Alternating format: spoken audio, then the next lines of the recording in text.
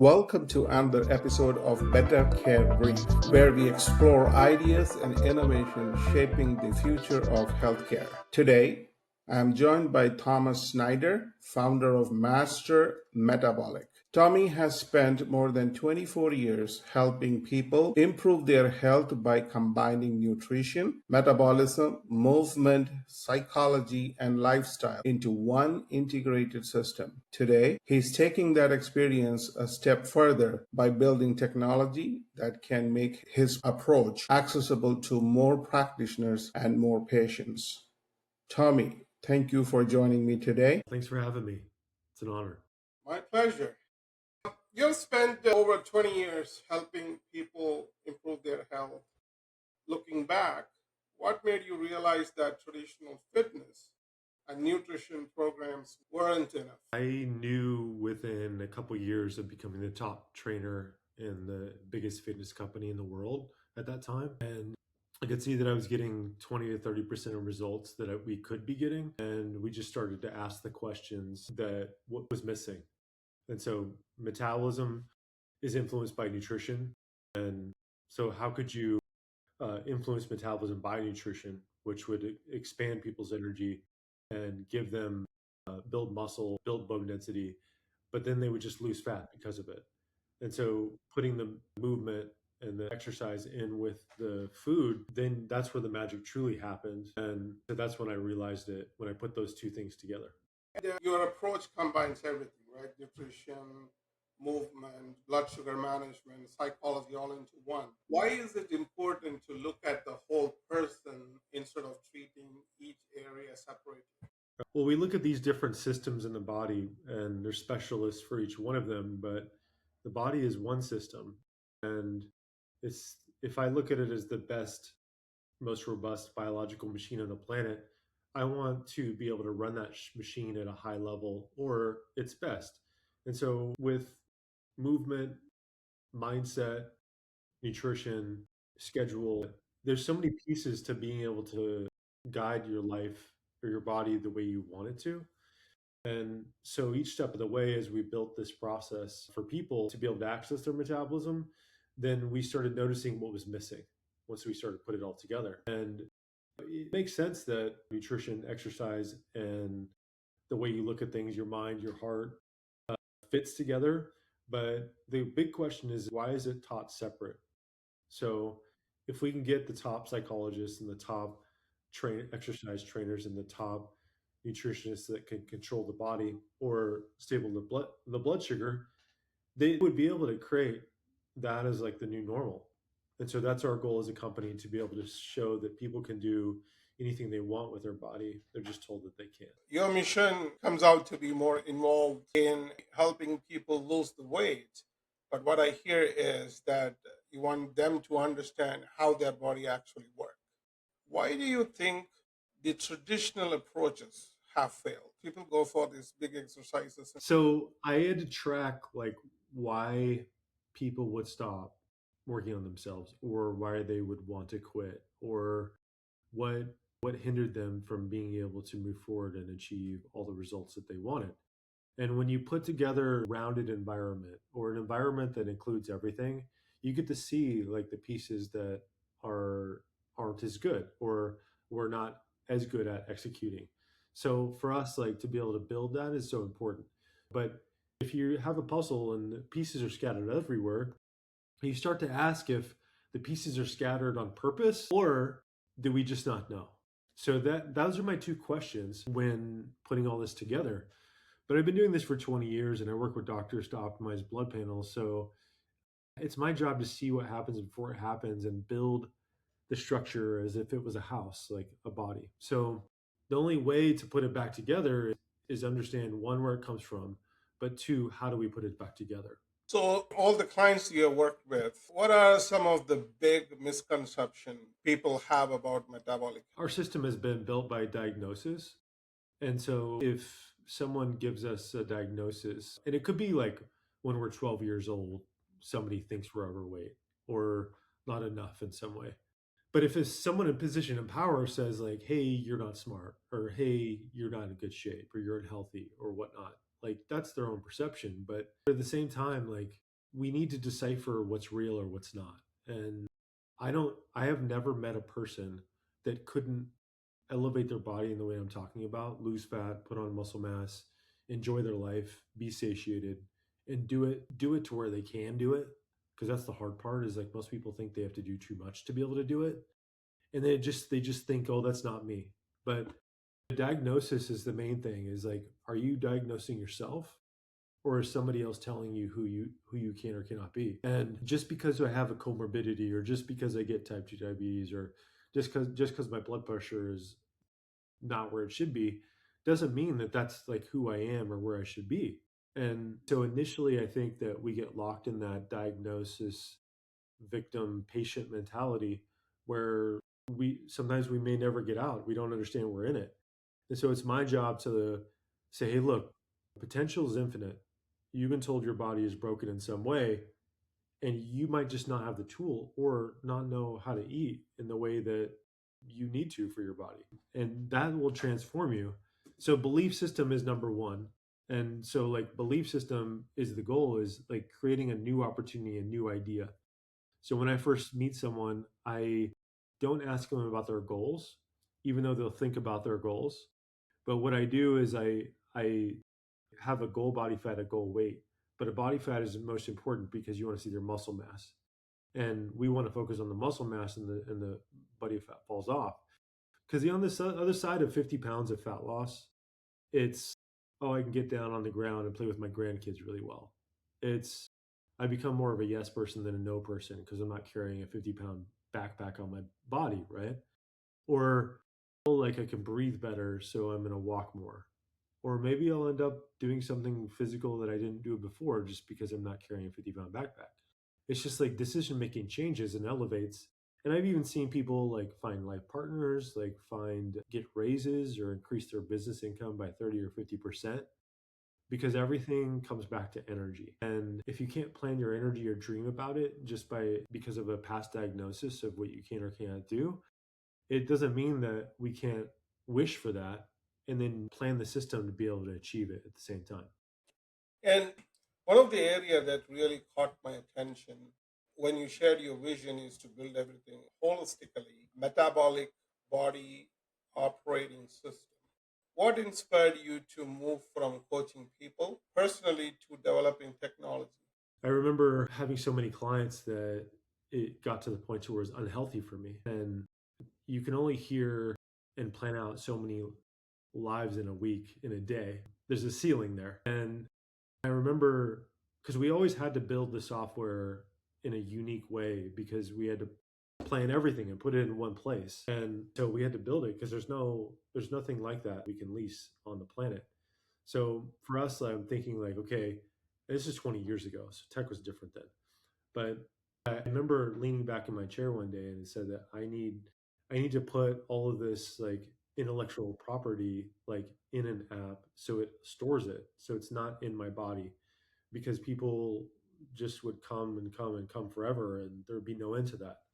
So I also noticed that I work with people or our company works with people 4 times a month and that costs a certain amount.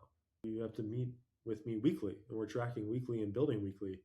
And so I really wanted to be able to like allow people to access these keys without having to spend too much money. But people need to see visuals. They can't just have a chat box. Like if you have a chat box, like are you have to be an expert to use the chat box.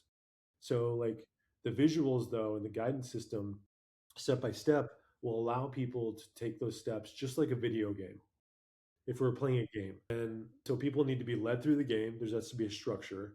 And then you gather the tools along the way on the game. You don't get all the tools like at the beginning of the game, right? And if you get stuck, you have to start over at the next level, or you stay at that level until you graduate. So that's how I build everything for people. It's a structured system to grow and learn how to control your own body. So now that we have understand applications, but we have AI, we can use those in perfect synergy so that we can actually develop the synergistic system for people to do this on their own without a guide. Now, is it better with a guide? Of course, because human connection, like you can't trump that. But cost and the ability to do it when there's no system to be able to do it on the planet right now and the way I'm talking about it, that's invaluable no matter what. So, with AI being part of the technology to bring in a holistic solution or prescription for your clients, what concerns or challenges do you see when AI is introduced into the healthcare? That's a great question.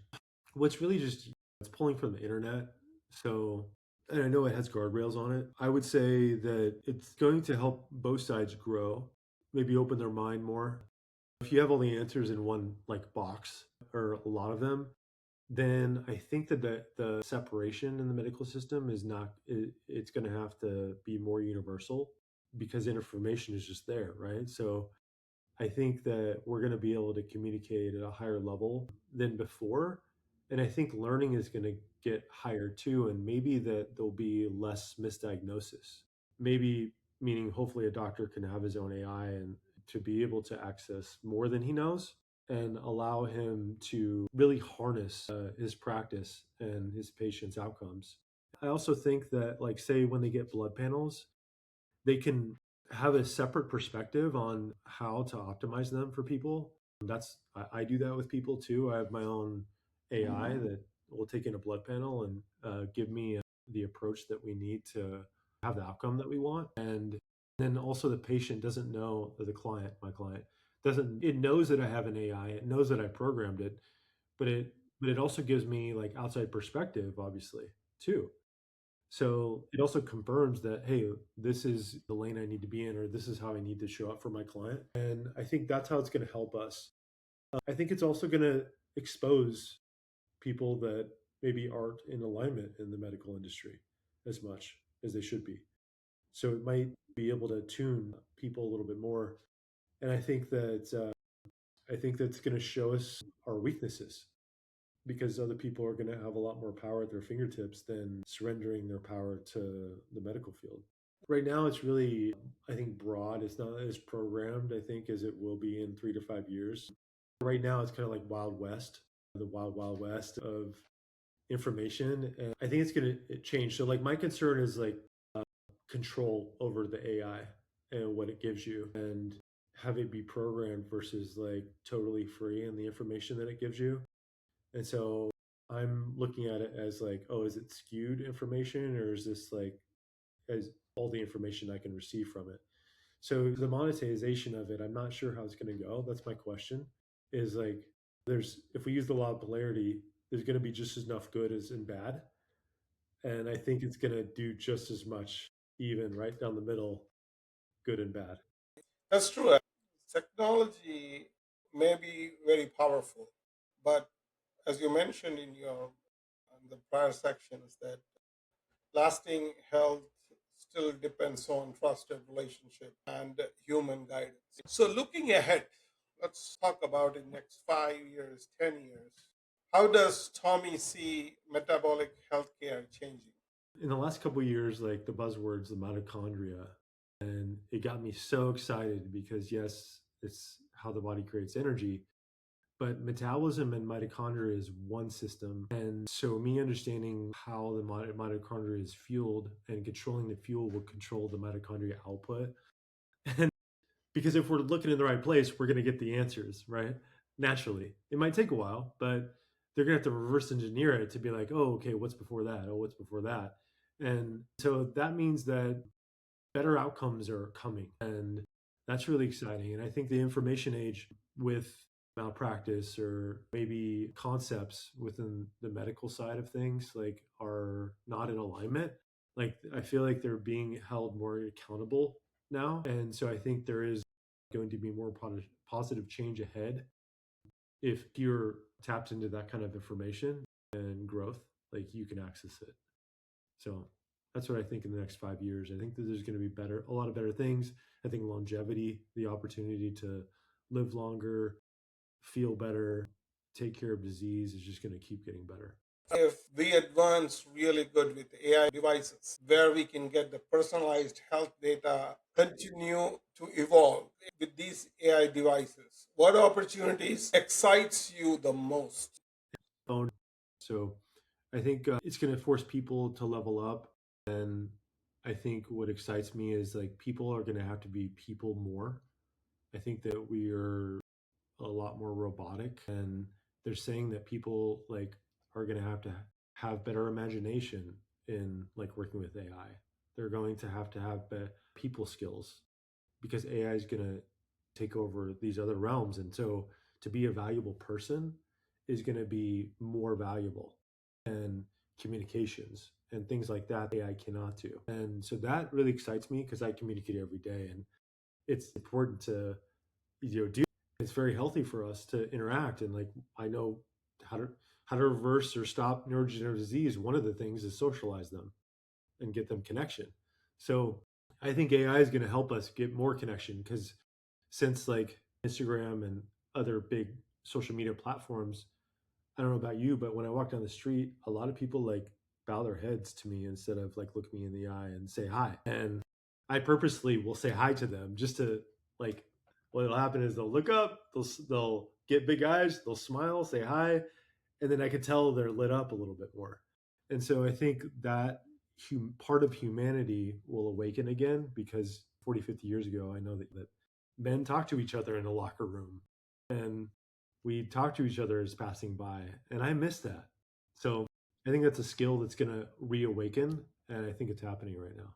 So, if you have to give that one message to our audience to remember about metabolic health and the future of healthcare, what would it be? I would say metabolism is said to be responsible for 70% of disease or metabolic dysfunction. We all have a metabolism. I believe that anything that loses muscle mass in the process is destroying metabolism. So we just haven't been taught to build our body or build our food structure around it and think of it as an abundant way versus a scarce way. And so I would say the beliefs about yourself or your body could not be true based on those concepts alone. And so I invite everybody to dream a new path because it's there. They just might not be able to see it in front of their face. Tommy, thank you for sharing your journey and your vision today. I really appreciate that. And what I enjoyed most about today's conversation is that it's not about just fitness or nutrition. It was rethinking how we approach health as a connected system and how technology can extend the reach of experienced practitioners without losing the human element. I appreciate your time and wish you continued success with Master Metabolic and your vision for the future. Uh, Thank you so much for having me on. I appreciate you too. And thank you, viewers, for joining us today on Better Care Brief. Thank you.